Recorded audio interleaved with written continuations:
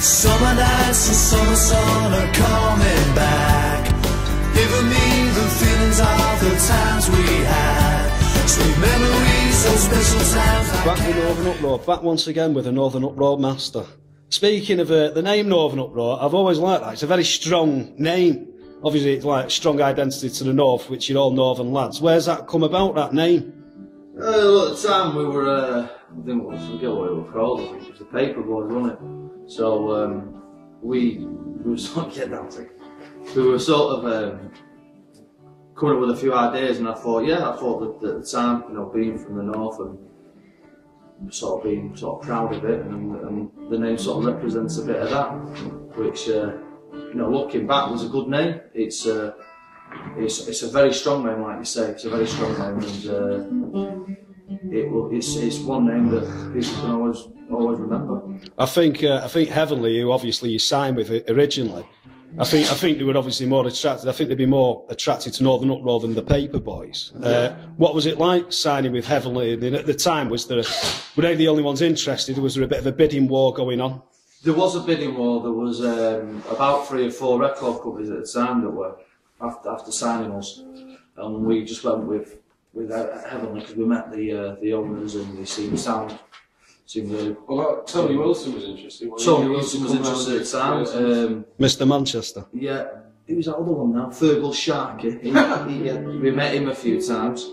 He threw an offer at the time. Well, Pete Waterman wanted to. Pete Waterman wanted to do some, yeah. You know, look, when you think of what Pete Waterman's, you know, what he's done over the years, he offered us a development deal, which basically what happened is we just sort of developed over a few years, and then I think he was going to give us a proper deal after that, but. I don't think it would have been a good idea going with him because for the sheer fact he likes certain music.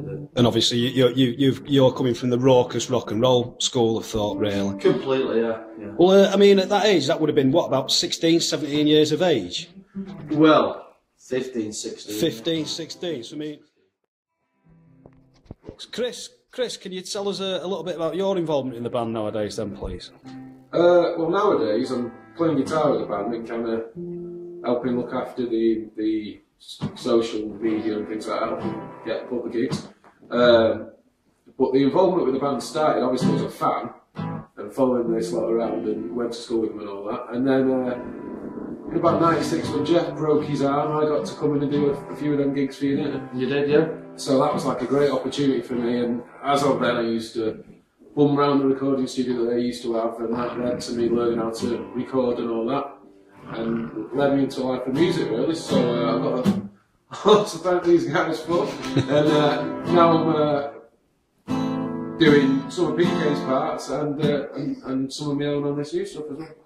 So it's yourself that's really pretty much promoted it via Pledge and stuff like that?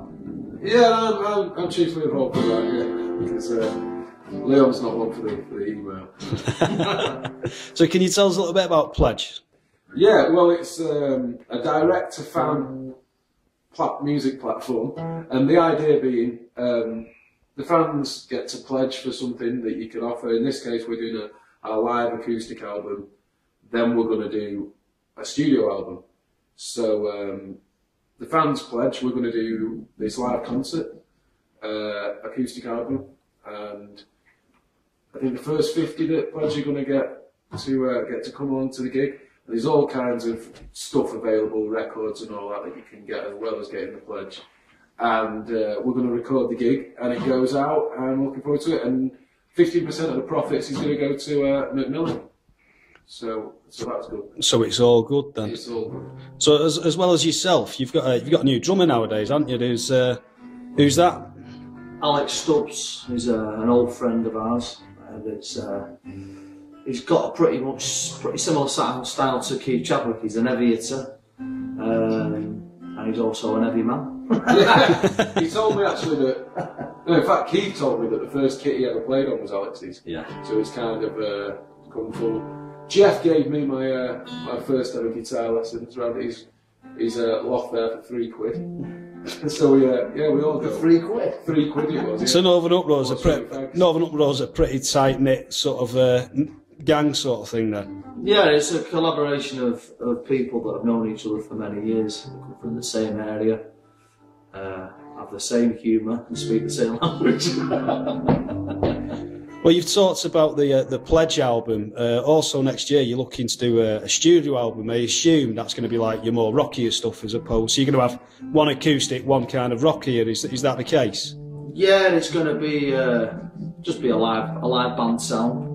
But we're gonna try. You know, there'll be varied songs on it. You know, some more upbeat, bit of light and shade, because every album needs that.